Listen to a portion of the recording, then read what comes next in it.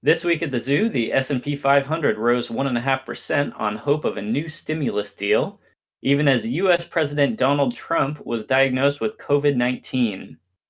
Hello and welcome back to the Wall Street Petting Zoo. This is our This Week at the Zoo segment in which we review the previous week's market news and look ahead to the coming week. I'm Christopher Smith. And I'm Robert Coburn.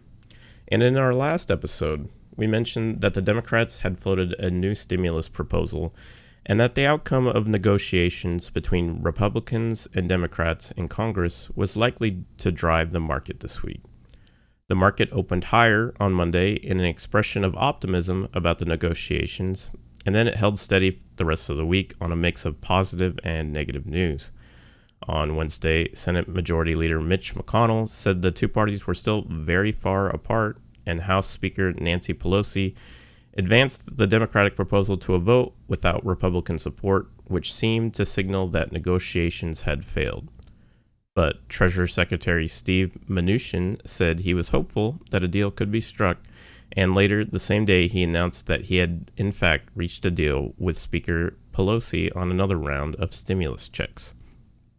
On Thursday, Pelosi held a conference call in which she reportedly sounded very down about the prospects for a new deal. A key point of disagreement between the two parties was aid for state and local governments, which the Democrats want and the Republicans don't. But then Thursday night, President Donald Trump got diagnosed with coronavirus, and on Friday, Speaker Pelosi said the diagnosis changes the dynamic of negotiations, and she said she was optimistic that a deal would be struck. So it was quite the roller coaster ride with these negotiations this week, but the last word on it sounded upbeat for whatever that's worth. Yeah, I saw that Mitch McConnell this morning also made some positive comments about a deal supposedly coming soon. So he has changed his tune from earlier this week when he was much more downbeat about that. We'll continue watching that story closely. And obviously, we also need to keep a close eye on the president's illness because the market is bound to react to any news that impacts his election chances or his ability to do his job. Trump is 74 years old, and he has several comorbidities which put him in a higher risk bracket from the disease. I'm guessing that his survival odds are still around 90%, but on the off chance that this thing should prove fatal for him, there's bound to be some political and financial fallout from that. It would probably be too late for the RNC to change the Republican presidential ticket. So leadership of the ticket might fall to Mike Pence, and markets and voters would suddenly have to figure out what to do with the prospect of a Pence presidency. There's bound to be lots of interesting polling and analysis around this issue in the coming week.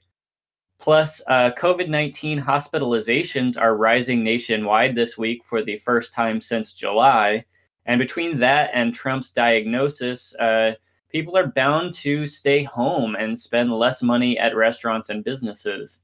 Consumer mobility and restaurant bookings had already fallen off somewhat in the last few weeks, and we could see a continuation of that trend, which would be a drag on the economy. And remember that fall and winter are the most contagious seasons for respiratory disease transmission, so we could be headed into the most dangerous season of the year for coronavirus. Yeah, we got lots of economic data this week, though. So let's dig into that, to some of it. So overall, the numbers weren't bad.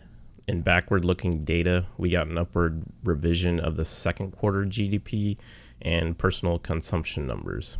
The single-family real estate market continues to look red hot. July housing prices increased by 4.8%, and residential construction increased 3.7%.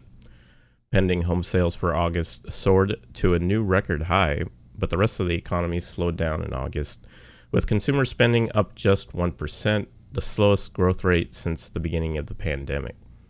Early data for September suggests that the economy picked up pace a little last month thanks to Trump's executive order to extend $300 in unemployment benefits. Consumer confidence popped from 86.3 to 101.8, which is the biggest one-month increase in 17 years. And the Chicago Business Activity Index jumped to its highest level since 2018. Auto sales jumped in late September, ending the month above their 2019 levels. The jobs picture for the month is a little more ambiguous. The ADP private payroll report for the month came in above forecast, with 749,000 jobs added to the economy versus the 650,000 analysts expected. But the U.S. government September jobs report missed expectations, with 661,000 payrolls added versus the 800,000 forecast. Weekly jobs claims this week came in roughly in line with analyst estimates at 837,000, down from 873,000 from the previous week. Continuing claims fell by almost a million week over week. Yeah, part of what seems to be happening in those ambiguous jobs numbers is that private sector employment is growing on pace, but government employment has fallen off in the last week or two. So we've actually had job losses in government. The market for single family housing may still be lava hot, but things aren't looking so good for the multifamily rental market. So apartment buildings and condos and things like that. This week, credit rating agency Moody's estimated that Americans' balance of overdue rent will reach $70 billion by January, which is more than double the balance from July, so doubling the overdue rent in just a few months. Keep in mind that eviction moratoriums on federally guaranteed loans end on December 31st, and the moratoriums on a lot of private loans have already expired in July and August. Google searches for evictions have soared by over 300% since the beginning of the pandemic, and the percentage of leases being renewed has fallen sharply from around 60% to just 45% in the last 3 months. So there's probably big trouble brewing for low-end renters and landlords and for multifamily real estate prices. And this reflects the differential impact of the pandemic on different income brackets. So people who are in the highest income bracket have actually seen a slight increase in employment this year, whereas people in the lowest income bracket have seen a dramatic fall off in wages and employment this year. Much larger impact on that income bracket than the last few recessions.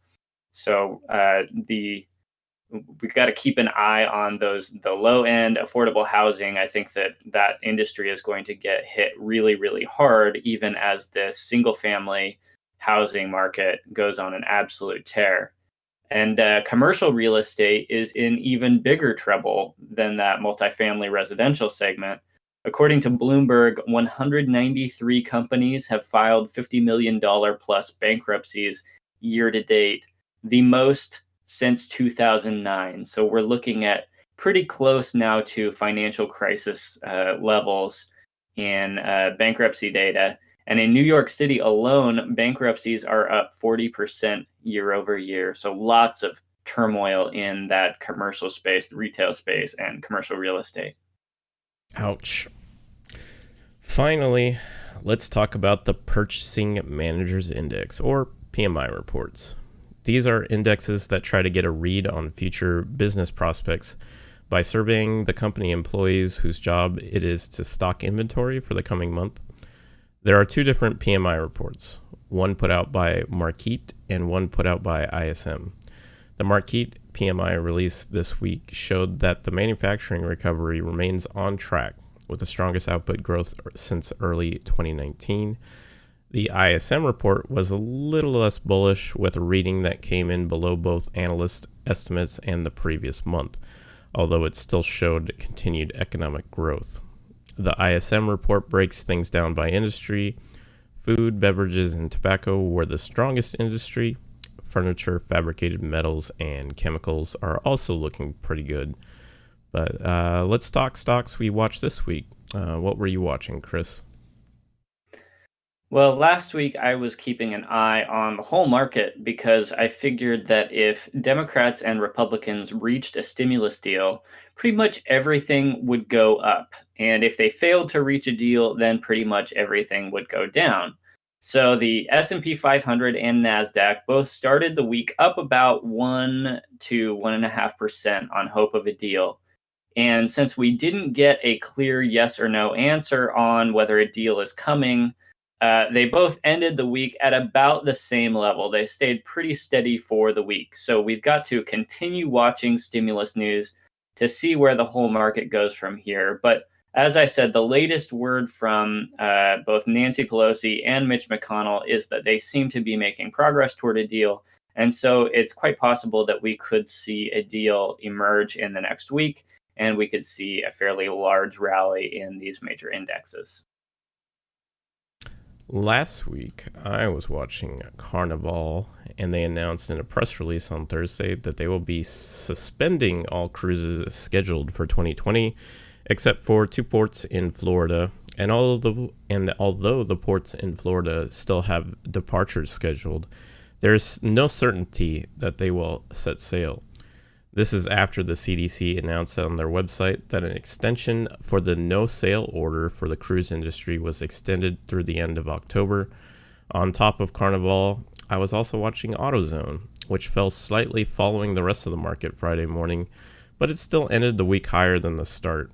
I think AutoZone is still good buy because as people start going back to work, many people who left their cars sitting idle during the pandemic will more than likely need to give it some minor repairs. Those were the stocks I was watching this week. What stocks will you be watching this coming week, Chris? Well, I am watching gold and the US dollar for starters. So gold has been in a downtrend for the last few weeks as the US dollar rallied. But this week, the dollar tried to cross back above its 10-year trend line that it broke down from several months ago, and it got perfectly rejected from that trend line. So if the dollar resumes its downtrend from here, then we can expect gold to resume its uptrend. So I'm keeping an eye on gold for signs of a resumption of that uptrend. And I am also keeping a close eye on Hewlett Packard Enterprise and Altria. So Hewlett Packard Enterprise is an undervalued tech stock. I estimate that it's about 50% undervalued by my math. And it has a 5% dividend. So in addition to being cheap, it also pays a nice dividend. And that made a bullish trend line cross this week. Not with any conviction. So, I don't expect necessarily that it will pop immediately, but I think we'll probably see the beginning of a gradual uptrend in Hewlett Packard Enterprise after that trend line cross. And Altria is a tobacco company with an almost 9% dividend, not ordinarily one that I would buy because I don't want to be an owner of a tobacco company. But, when you've got a 9% dividend, that is a hard to ignore value. So one to keep an eye on. Its price fell off sharply in the last few weeks, but with tobacco being the top industry on the PMI report this week, food, beverages, and tobacco being the sort of fastest growing industry in September, I think we are likely to see a rally from here in the next week or two in Altria. What are you watching this coming week, Robert? So this week, I'm going to be watching WWE stock. As a couple weeks ago, as reported in an SEC filing, Stephanie McMahon, the chief brand owner and daughter of the owner Vince McMahon, sold off over $2 million worth of stock, which in most cases I would ignore, as executives typically offload stock to diversify their portfolios. However, the stock is half of what it was worth from last year, and in the last quarterly earnings report in July, despite reporting doubling their OIBDA, or that is operating income before depreciation and amortization, and reporting revenue growth, higher revenue growth, it strikes me as odd that she would sell at such a low price. But it could be she just wanted to give herself a nice birthday gift. But I will be keeping my eye on WWE stock as they approach the next quarterly earnings report come November. Folks, that is our show for the week. If you heard anything that was useful to you, please give us a like, share, or comment on YouTube. We are also on Twitter. I post news updates on Twitter throughout the week, and we are on Facebook. We also post our episodes on Twitter and Facebook, so you can get our episodes direct to your social media feed. And if you would like to support the podcast financially, please consider clicking the link underneath our YouTube video. And if you open a Webull account using that referral link, then and deposit $100 into your Webull account, then you will get a couple of free stocks, and we will also get a couple of free stocks, and that helps support the podcast. Thank you so much for listening, and we will see you back at the zoo next week. See ya.